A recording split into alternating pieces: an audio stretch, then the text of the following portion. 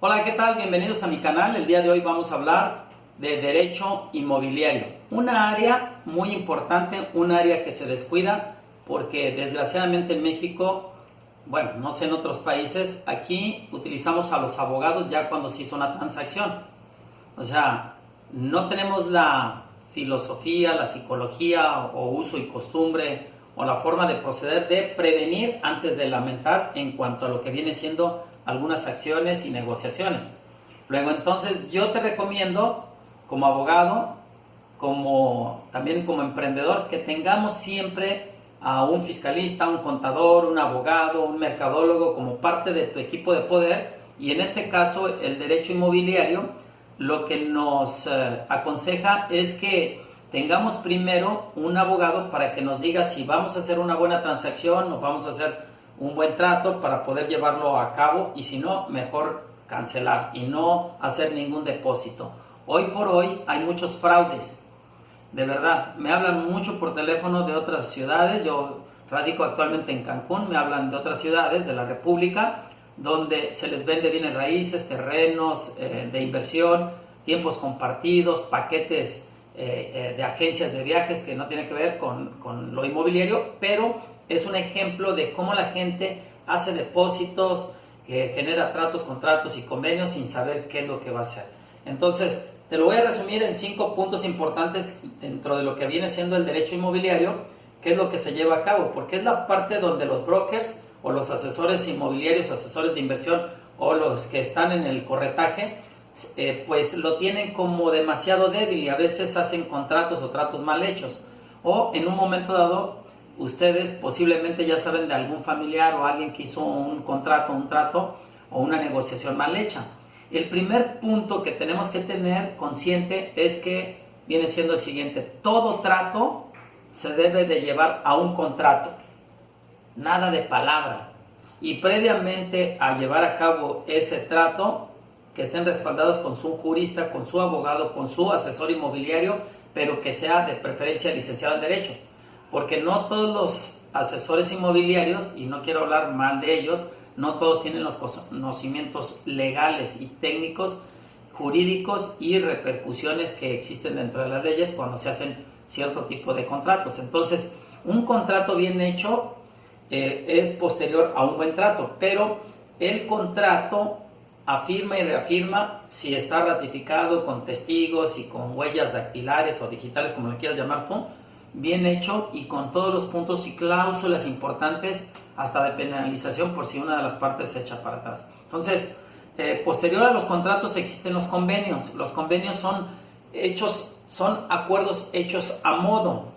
como un convenio transaccional de una ocupación y desocupación, un convenio transaccional de lo que viene siendo pagos hasta de pensiones alimenticias, un convenio transaccional de lo que viene siendo un depósito en garantía. Un convenio viene siendo posterior a un trato, es cuando las partes se ponen de acuerdo. Normalmente los contratos están dentro del Código Civil y los convenios es a forma y modo de las partes que se avengan, ¿de acuerdo? Entonces, punto principal: no se debe de hacer ningún trato sin un contrato o convenio que en un momento dado dé garantía con las mismas cláusulas y que de preferencia existan testigos y que un abogado, tu abogado de mayor confianza, sea el que te asesore y te represente, porque hasta dentro de los contratos existen los contratos leoninos. ¿Qué quiere decir? Contratos que están muy a modo y forma del que te vende y no a tu favor. Entonces esos contratos leoninos no te van a favorecer. Tienes que tener una representación jurídica de un buen abogado y de que preferencia esté en la área de derecho inmobiliario. El punto número 2 viene siendo lo que tiene que ver con esos contratos y convenios, vienen siendo las leyes, los tratados internacionales, la Constitución, leyes federales, leyes locales, reglamentos municipales y normas oficiales mexicanas. Esto tiene que ver tremendamente. Por ejemplo, la ley de extinción de dominio, que es a nivel federal. La ley de extinción de dominio, si tú haces un maltrato y lo llevas a un contrato y quien va a ocupar el inmueble se mete en situaciones contrarias al derecho, como el crimen organizado, vender automóviles robados, trata de blancas, venta de droga. Ahí puedes perder tu inmueble sí o sí por la nueva Ley Nacional de Extinción de Dominio.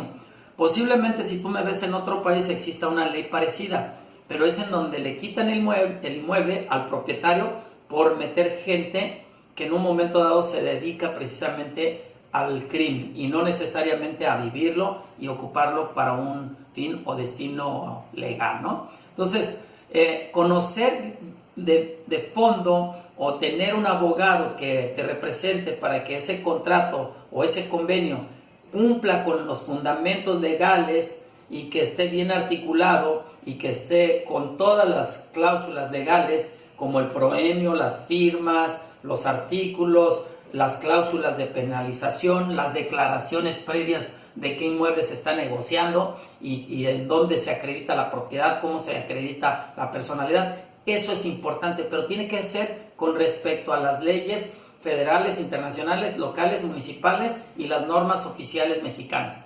Entonces hay que conocer de fondo y de forma todos los tipos de leyes y sus reglamentos.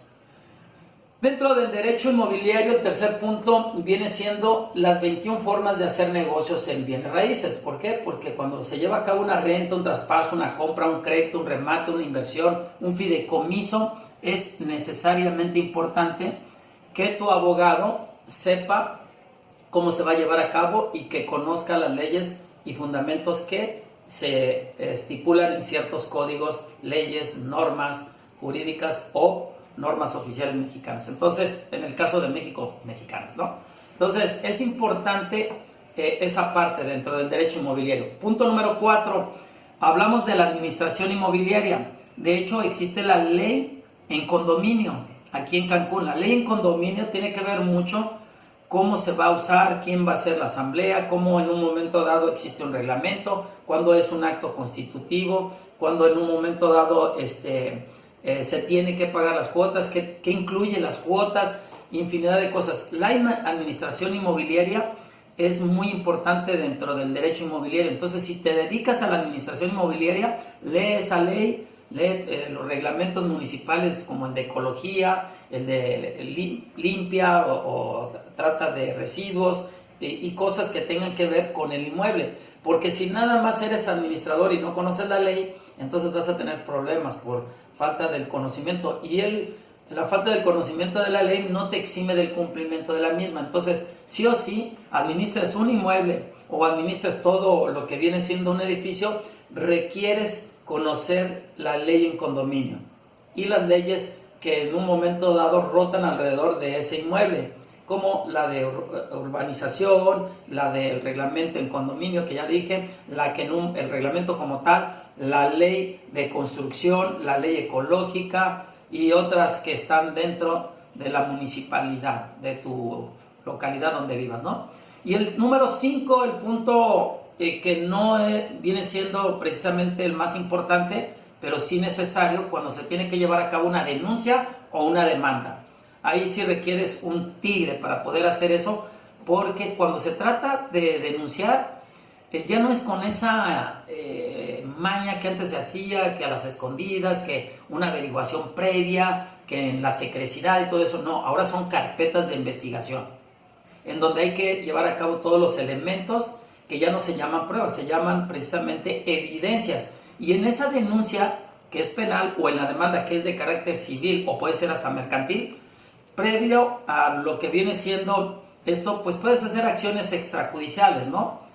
Sin que afecte la dignidad de la persona y sin que se vea como una extorsión. Cuando ya no se puede llegar a una amable composición, entonces sí tienes que denunciar, y todas las leyes y códigos que existen a nivel nacional, al menos en México, llevan a una justicia alternativa. ¿Qué quiere decir? Que si antes de judicializarse como una carpeta de investigación, existe la justicia alternativa, donde se puede llegar a un arreglo, a una también negociación, donde las partes queden conformes. Pero eso lo tienes que saber cuándo y de qué forma llevar a cabo una denuncia o una demanda y con quién específicamente. Entonces, en este canal, si te gustó, suscríbete, dame un like, deja un comentario, comparte con otro asesor inmobiliario. No digo que todos los asesores no conozcan las leyes inmobiliarias, pero si tienes un asesor inmobiliario que no la conozca, tiene que tener dentro de su equipo de poder un abogado que lo represente, un abogado con el que se apalanque, un abogado de preferencia que conozca derecho inmobiliario a efecto de que todos tus tratos, tus contratos y tus convenios se hagan de la forma más legal y que exista justicia y equidad para todos.